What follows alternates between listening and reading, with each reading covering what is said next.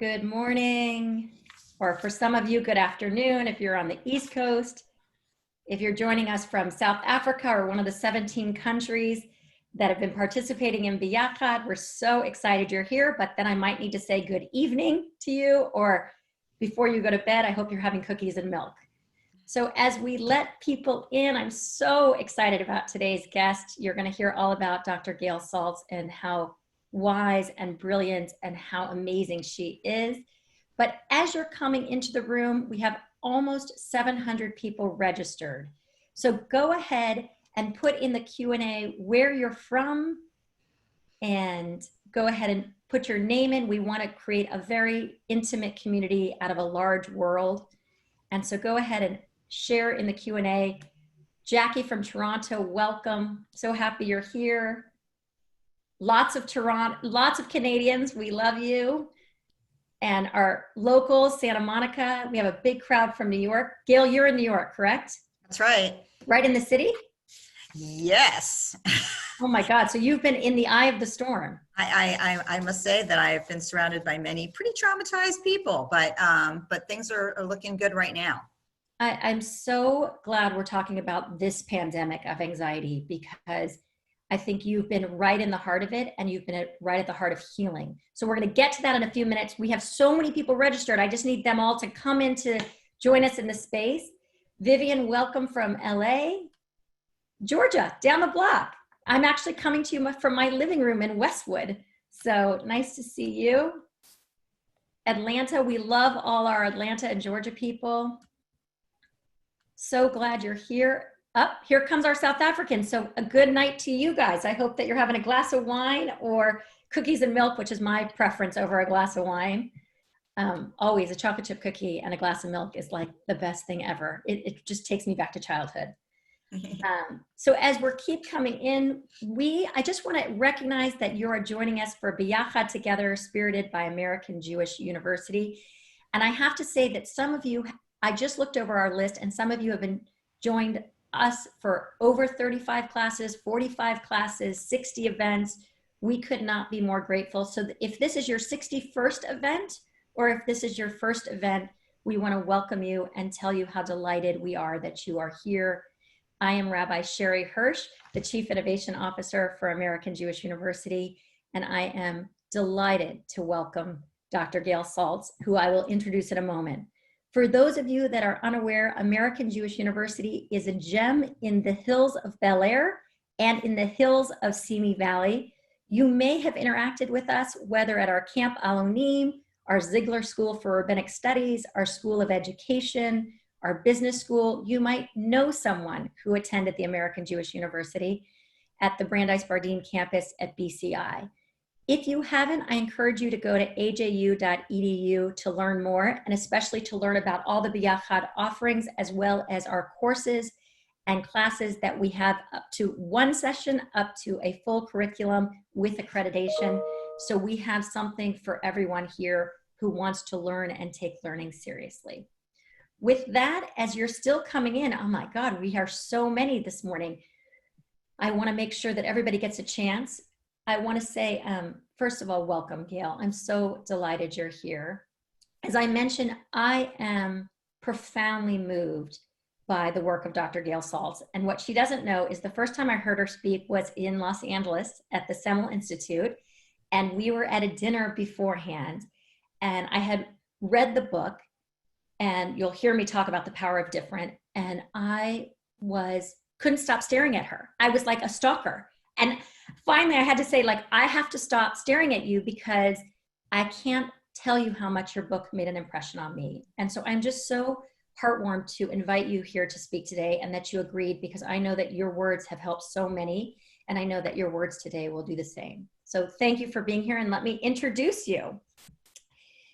Dr. Gail Saltz is a clinical associate professor of psychiatry with the New York Presbyterian Hospital and a psychoanalyst at the New York Psychoanalytic Institute.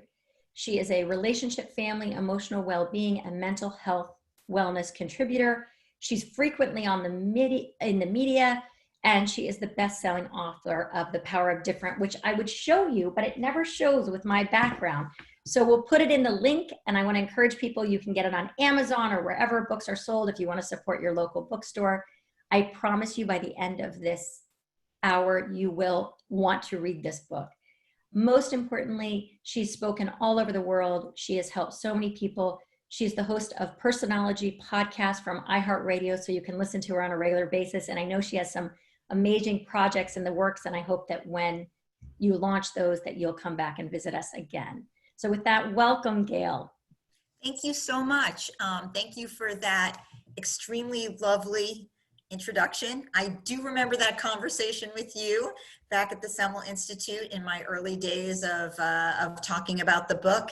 And I remember your family story with your son. And all I can say is that at this very difficult time for our nation and for the world, frankly, to be in a position to try to help others with what is happening has been, frankly, a savior for me, right? Helping is being an active helper in a situation where so many feel so helpless is actually psychologically helpful.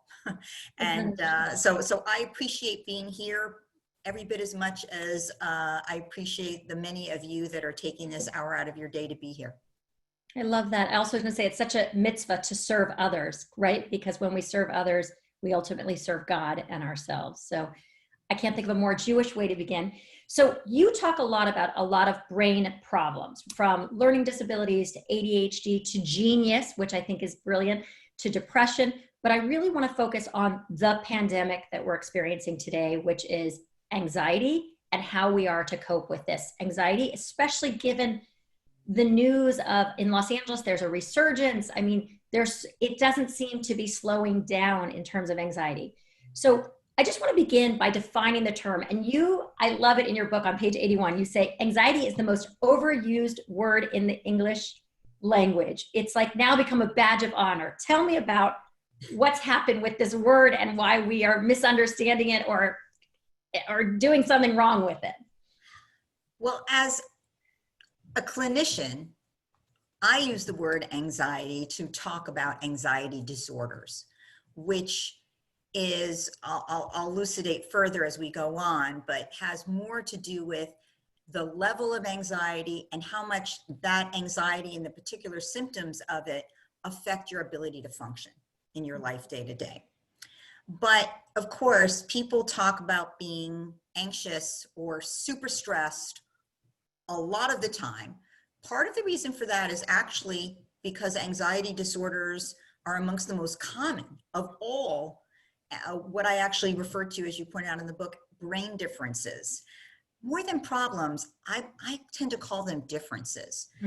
The reason for that is that actually it turns out, right, our brain has billions, actually up to 1 trillion of neurons, those cells of the brain, and billions of connections between those neurons. And what that means is that brains are incredibly individual, unlike most organs in our body, which have a lot, hearts are not that individual. There's only so many individual differences one might have, but brains are incredibly different.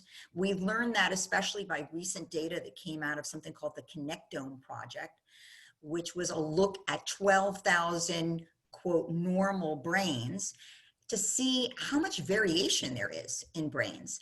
And some differences may cause a collection of symptoms.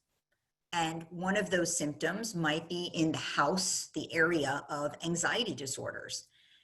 Anxiety is used, particularly as a New Yorker, I can tell you people talk about being anxious all the time, but they don't mean it in the sense that they feel dysfunctional. They mean it as, I am a type A person, I'm highly driven, I'm super ambitious, I'm very perfectionistic, I'm go, go, go, and sort of the anxiety is my badge of honor that I wear as a super high functioning person that's doing something all the time, which means it comes with a lot of stress. And that is different for a psychiatrist. That is different in brand of anxiety than is, I am having a set of questions in my mind all day long. What if blank happens? whatever the terrible thing is. What if some form of the sky is falling, or, I get exposed to this virus? What if my kid gets exposed? What if I visit my mother and then something happens to her? What if I don't see my mother and then something happens to her?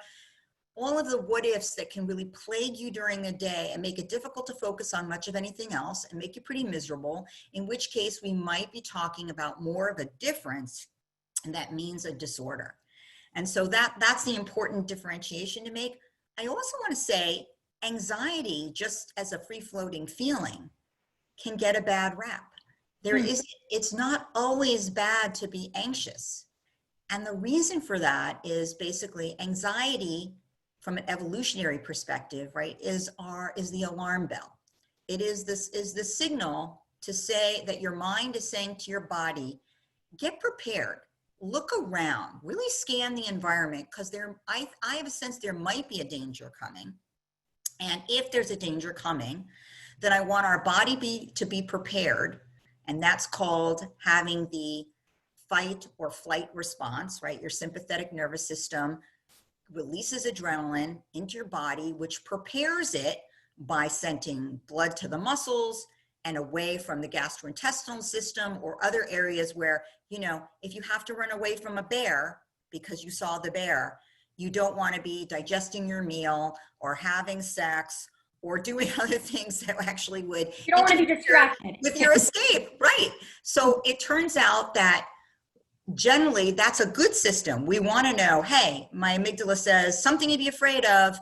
Let the body know, let's get out of there. We're better at survival. So anxiety can be good in that sense. And in fact, there are a lot of studies that look at performance and anxiety. And there's a sweet spot of performance anxiety that makes you better at performing, better at test taking, better at a sport if you're in a competition than if you're totally relaxed and not having anxiety. So in that sense, anxiety is good. It improves performance. Well, and go ahead. But if you pass that point, right, if your anxiety goes to where, I have to say, sadly, a lot of people's anxiety is right now, then it undermines your performance.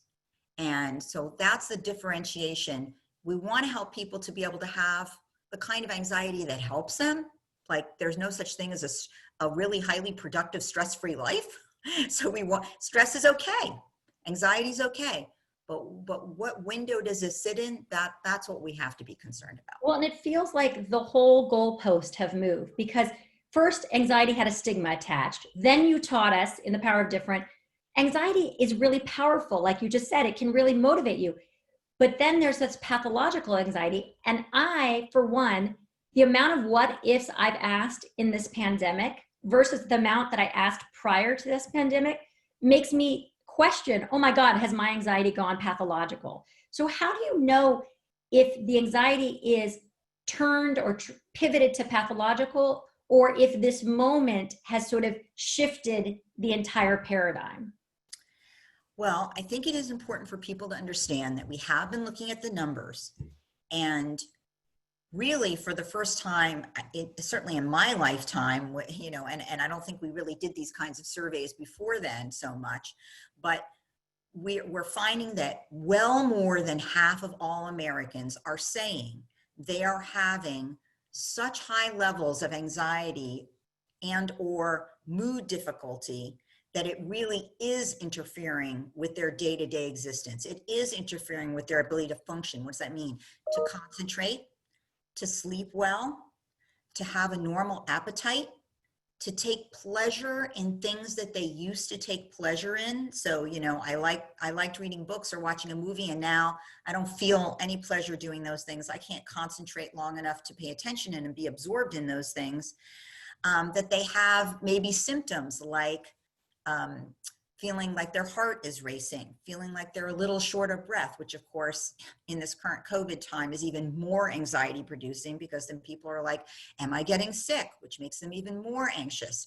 But physiologic symptoms of jitteriness, sweating, nausea, those kinds of panicky symptoms that are part of that fight and flight response that I spoke to earlier, but being on all the time like that. So these collection of symptoms, when they're not just intermittently here and there, but they're with you a lot of the day for many days. Many Americans are saying, yes, I'm having that. And we sadly are seeing, and that's why I thought it was apropos to call this talk the pandemic of anxiety, because I know when we talk about pandemic, we're talking about COVID, and that's real.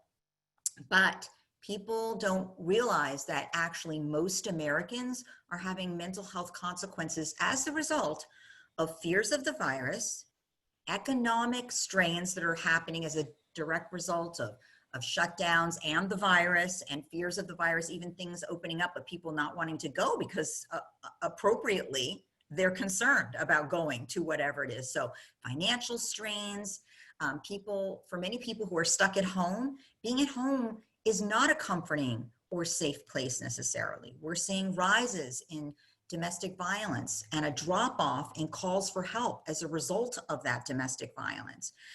We're seeing rises in substance use and abuse as people try to sort of self-medicate, their anxiety away, which doesn't really work.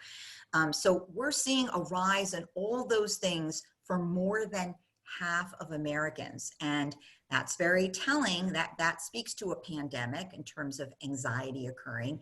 And perhaps the kinds of symptoms that I just described that have more to do with an anxiety disorder, like generalized anxiety disorder, which I is the worries, is the all day long, what if this happens, what if this happens, or panic disorder, where you have discrete attacks of overwhelming anxiety, where you feel like you're losing your mind or you're going to die, and you have all of those physical symptoms of anxiety, and then it goes away, but in between you worry about when the next attack will come. Or a rise in, for many people who had some obsessiveness, issues that have to do with obsessive compulsive disorder, where you have a loop going around in your mind where you obsess over a particular thought. It doesn't seem that logical to you, but you can't stop doing it. And maybe you have a behavior that you feel like you need to do with it to get relief, but it doesn't really work, and it kind of goes around and around. So that whole collection of anxiety symptoms that might manifest in one way or another, those are anxiety disorders. And that's what we're concerned about. And we're also concerned that people don't realize that via telemedicine, they can be getting help for this, or that they've crossed a threshold where they need help. Well, I want to pivot there in a moment, but I want to ask you about, I read that it's 20% of the population has anxiety, but only 23% of that will have severe anxiety. And this is a pandemic of a virus, but this is a pandemic of anxiety because those numbers have been blown out of the water. Right. And so beforehand we had 20%. Yes, and one now out of every 5, right? Right, and children too. Children and too. we talk about getting the virus, but we've already gotten the other one, which is the anxiety, right? We've already acquired this other illness that has skyrocketed. And I'm wondering, you talk about women having more PTSD than men. And I'm wondering if this is going to be one of those post-traumatic, like once we get beyond this, is this going to be something that we're going to now be battling, like a childhood trauma of anxiety that we're now going to be battling, especially people that have had losses that have been profound. Like I didn't get to say goodbye to my mother when she passed. Like, is this going to be an ongoing pandemic? Once we find a cure to the virus, God willing, is this the other pandemic that's just going to go on and on? We do need to be thinking about how we're going to deal with the mental health ramifications. I do want to say that trauma, of course, can increase the number of people struggling with an anxiety disorder, and PTSD included. And as you pointed out, yes, women are more likely to suffer both anxiety disorders and PTSD, about 2 to 1 for men. But it doesn't mean that both sexes aren't dealing with these kinds of issues. But the likelihood of developing PTSD or an ongoing anxiety disorder has to do with the balance between the trauma and the coping tools that you build in.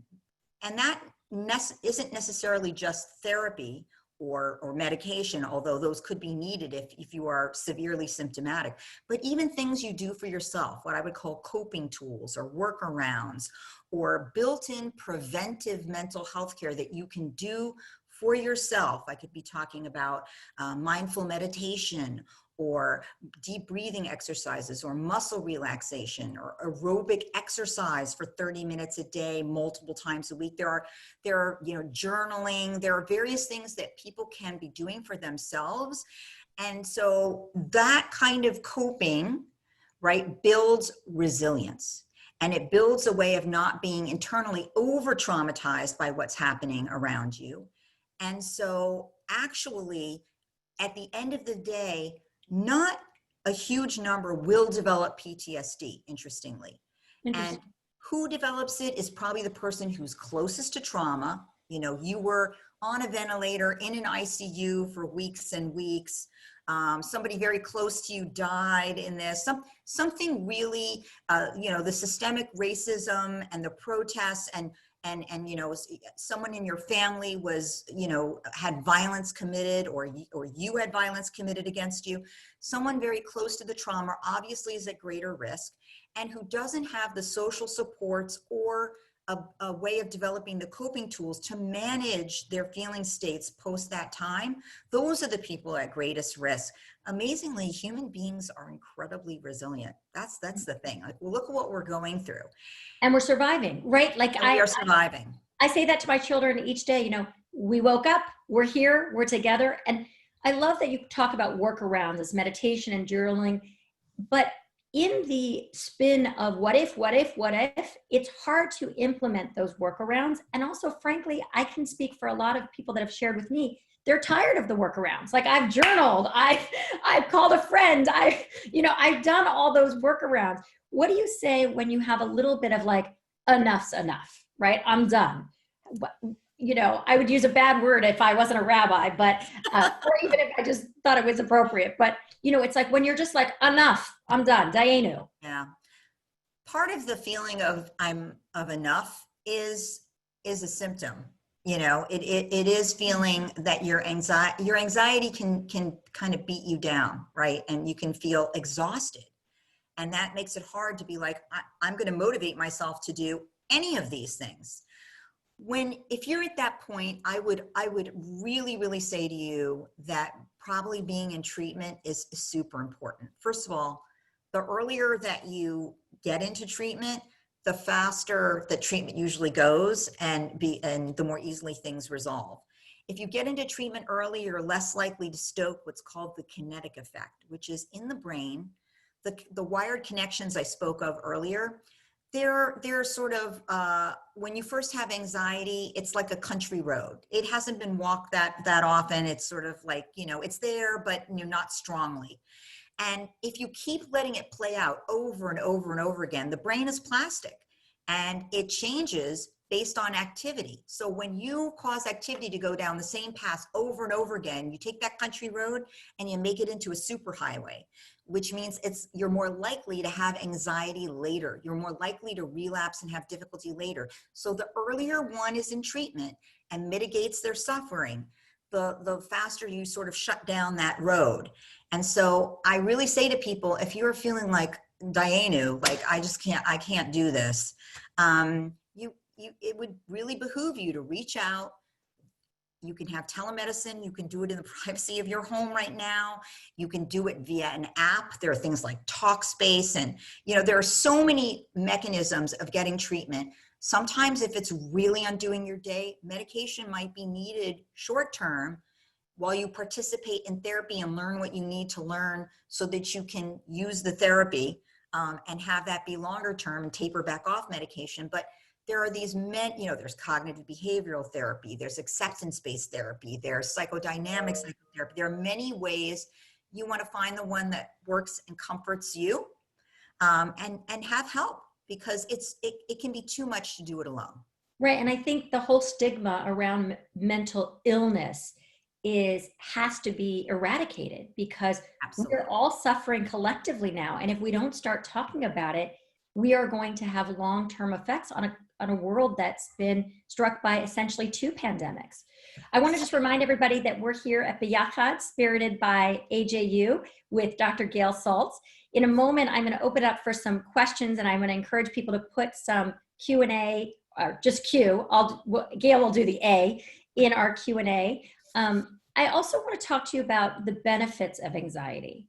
because one of the things that I was very moved in The Power of Difference and in my own personal story with my own son was to not see these differences as only obstacles, but as opportunities. And so tell us a little bit about the benefits of anxiety, and then we'll go to a few questions from our audience.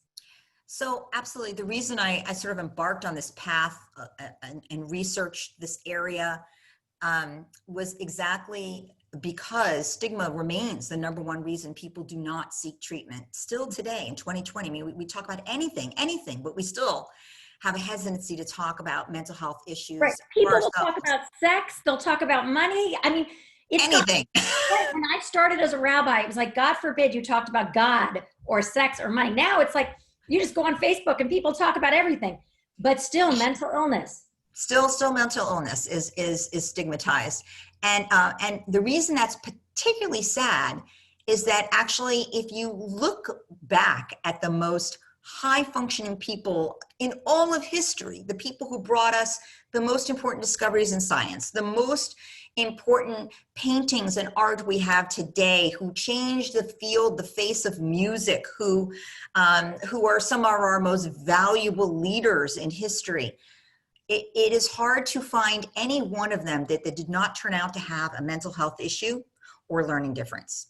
And I found that fascinating. Mm-hmm. And in the world of anxiety, it really, and frankly, in the world of mood disorders, in the world of autism, of learning disabilities like dyslexia, it turns out that the very connections which are different in the brain difference that bring us the unfortunate symptoms that we may struggle with also bring us differences in wirings which lead to the potential for great strengths. It's why treatment is important, because if you can mitigate your symptoms and feel well enough, you can use those strengths, which are really potentially extraordinary. In the world of anxiety, we are talking about vigilance. We are talking about a hypervigilance, which actually makes you more likely to be able to read others' facial expressions and read emotional content in the air, which makes you more aware.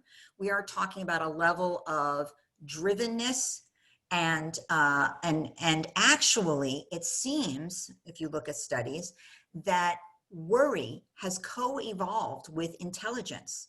And so many people who struggle with anxiety are exceptionally bright and exceptionally driven. Yes, there is a perfectionism to them, which obviously can become too much, but can make them very, very good at the work they do, can make them very ambitious.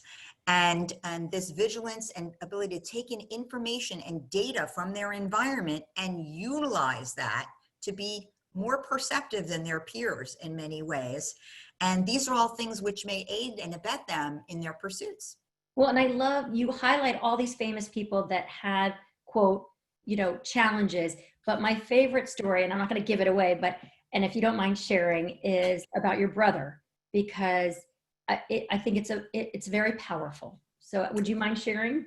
Sure. Well, as I mentioned, why did I embark on this work? Part of it was this look at historic figures that I actually at the 92nd Street Y had done years and years of these psychobiographies on these people and found this. I found it also in my practice, by the way, where, I have a practice in Manhattan where I see a lot of very high functioning people who are obviously there because they're suffering, but also and there's a correlation, right? Like you're talking about. Exactly. We're extremely high functioning, extremely talented. But my original, I guess I'll say, family of origin interest in the subject of genius and its correlation with mental health issues did come from my family of origin. My brother, who is 8 years younger than I, won the Nobel Prize in 2011 for his work in the area of astrophysics, in the discovery of the accelerating universe and dark energy.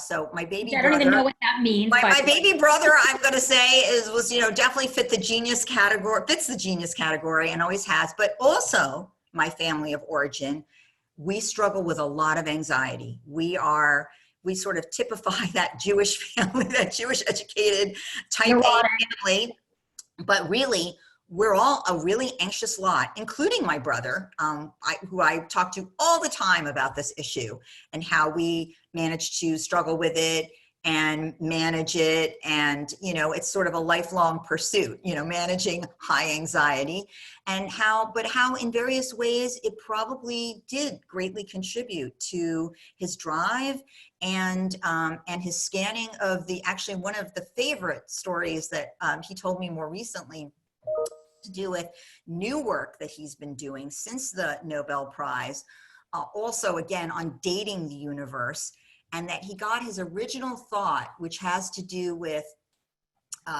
using something called parallax and measuring distances using supernova. But he got that from swimming in the pool and looking at the lines on the bottom of the pool and sort of letting that filter in while he was thinking about what was he going to do next and trying to date the universe and feeling kind of nervous about it, but looking at these lines at the same time. And then he had this aha moment of that data that he took in about straight lines and the effect that that might have on supernova and parallax and distance. And he, in fact, has incorporated that into his current work, which if anybody ends up having interest, has to do with what's called tension now, this new term, tension in the universe, and what might be going on in trying to date the universe. So it's really quite fascinating, and it remains a subject of fascination for me, and having a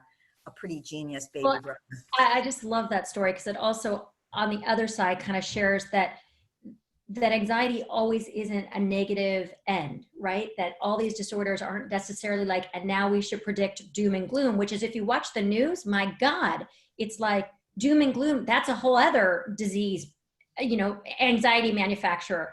So I want to turn to some of the questions. Again, we're with Biacha Together, spirited by American Jewish University. I'm Rabbi Sherry Hirsch with Dr. Gail Saltz, talking about the power of different, and specifically talking about the pandemic of anxiety.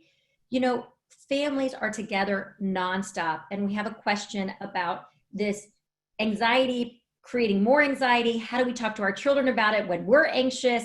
How do we sort of level the field or calm everybody down? Because we want to be great parents, and yet I wouldn't say this is my particular best parenting moment.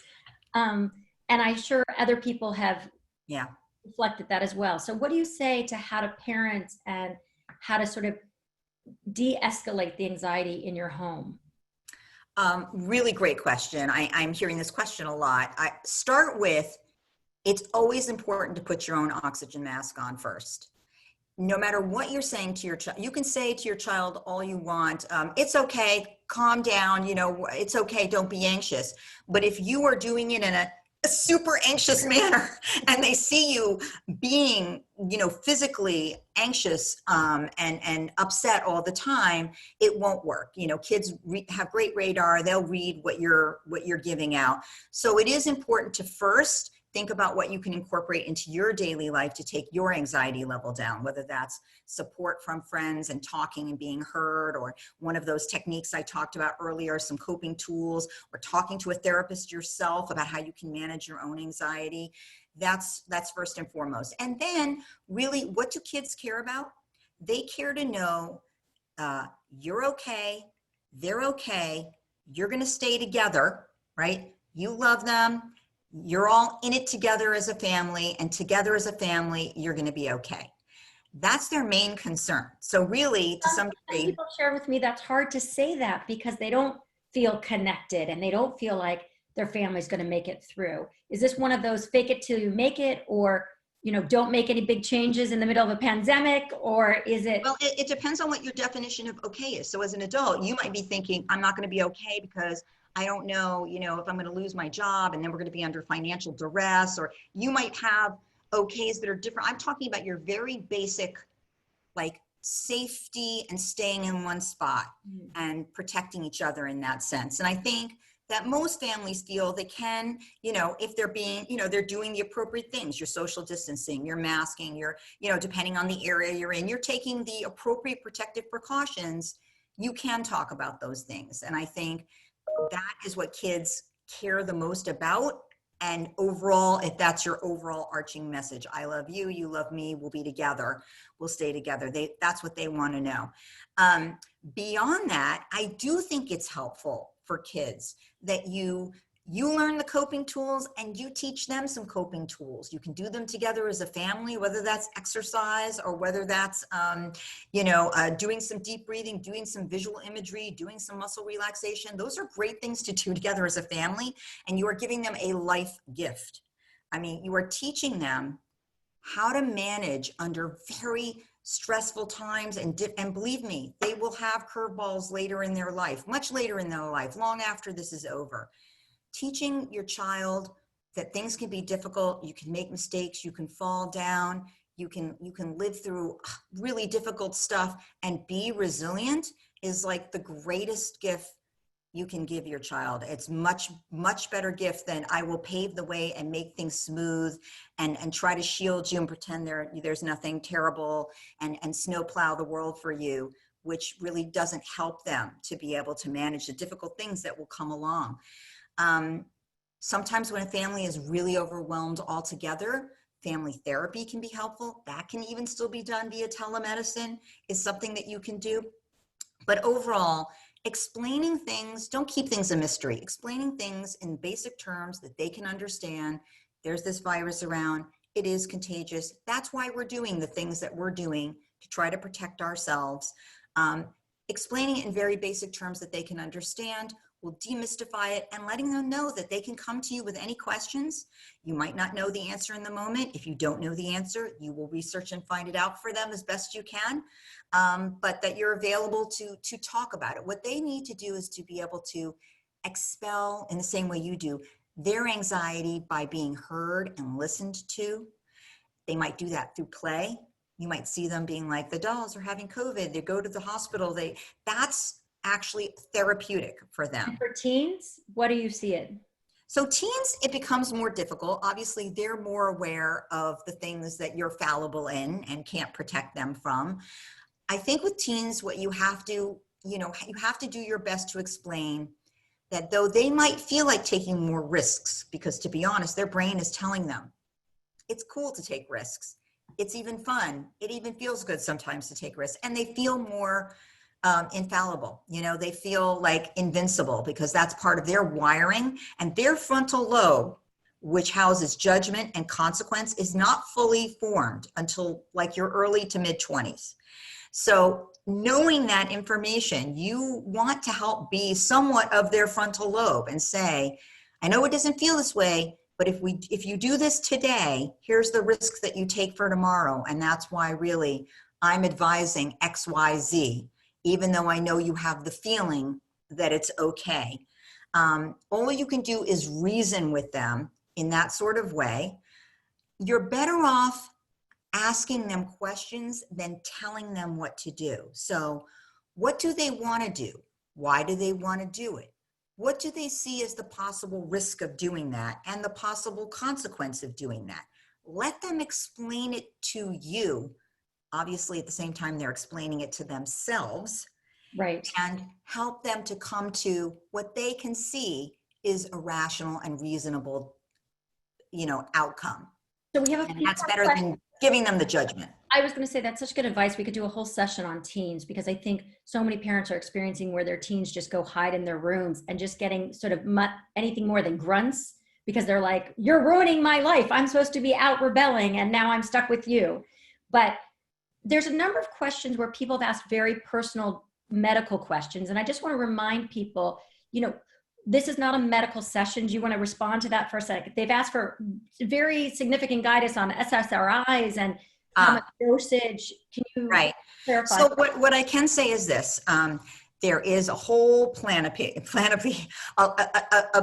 basically a tub of medications that can be used for anxiety, and some are better than others for different people, which is why there's not a one size fits all. It's so important, some have a different side effect profile, and therefore might be better or worse for you.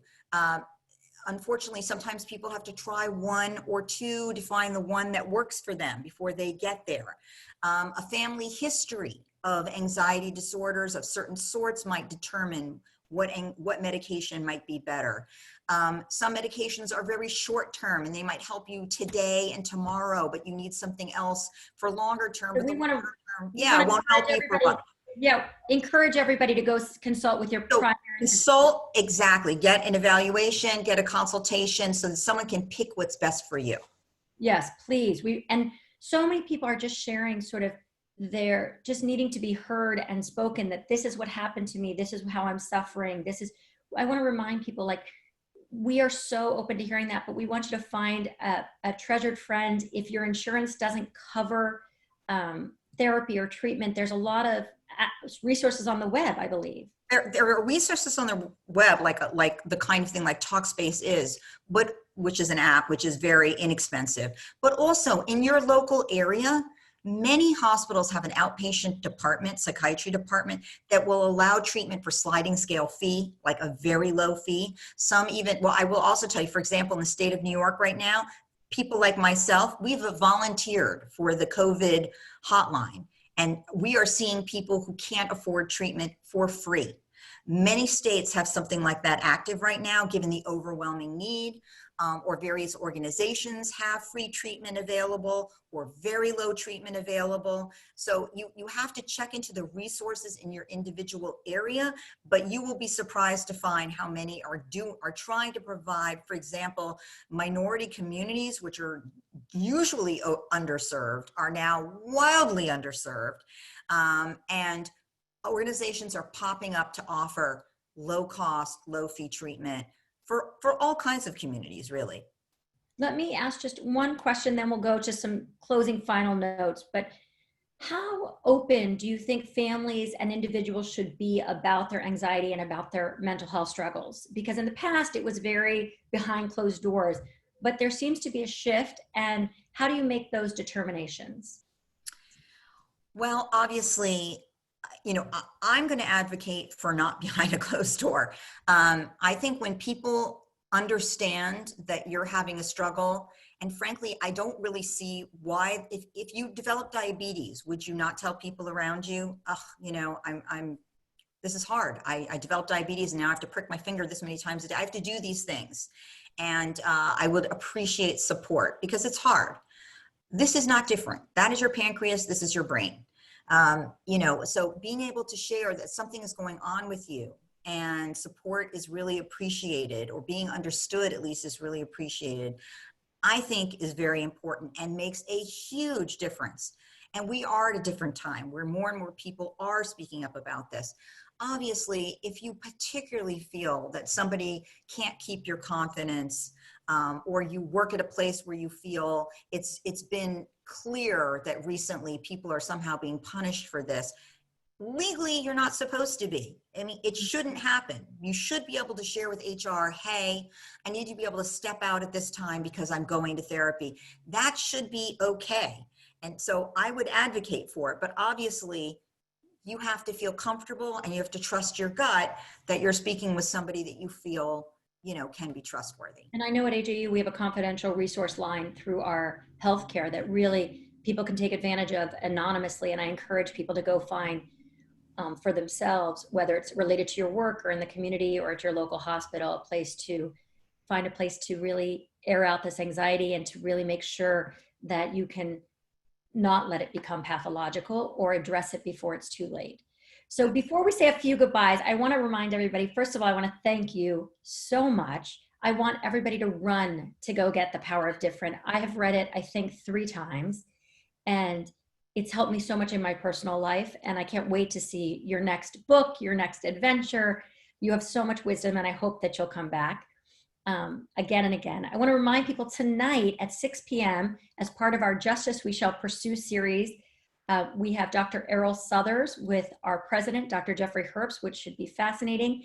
And in just a couple weeks, we'll be looking at, for a week, the fascination with ultra-Orthodox Judaism and exploring everybody from Chabad.org to the very frum communities and our media's attention to them. So I hope you set your calendars for that as well. So I wanted you just a few final closing questions. What are you binging right now on Netflix or Hulu or your preferred entertainment? Well, I have to say, I actually have been incredibly busy. I mean, you know, with everything going on, I'm not watching a lot, but I guess the most recent thing I saw, I'll say, is Hamilton, which I just uh, beyond adore. I don't even know. There aren't enough wonderful words for me to say about all the messages and the music and the composing. Like incredible. Yeah. I, I love Hamilton. One final word. What's the biggest piece of advice that you've learned that you would share with us today that will take us out? You really can be the master of your future. I guess I'll say that this is what I would say. Everybody has strengths and weaknesses. Every single human is born with strengths and weaknesses. And it's really how you manage those weaknesses and play to your strengths. So it's every bit as important to figure out what your strengths are that ultimately determine what your future is going to look like. And So each one of us can flourish in this moment if we look absolutely. at this opportunity of saying, here's what is anxiety, here's the pandemic, and I'm not afraid to look at it. Not afraid to look at it, but I'm also going to hone in on what I'm really good at, because everybody has potential. And what I'm passionate about, I'm going to focus on those things, and I'm going to also immerse myself in that as much as I can. And what are you immersing yourself in? Oh, well, I'm like off into the podcast world in a big way. So I'm right now doing season 2 of Personology, which is looking at fascinating people and what made them tick. That's something that I love to do. And I'm also about to begin a new podcast that will be all about emotional wellness and finding your best tools for working your way through everything we're going through. Beautiful. We're so happy. Gail, thank you so much. I want to tell everybody to stay healthy and be well. And please know that anxiety is part of this pandemic and we will come through it together. Thank you again. Thank you for Thank you so joining much us. for having me. Thank you. Thank you.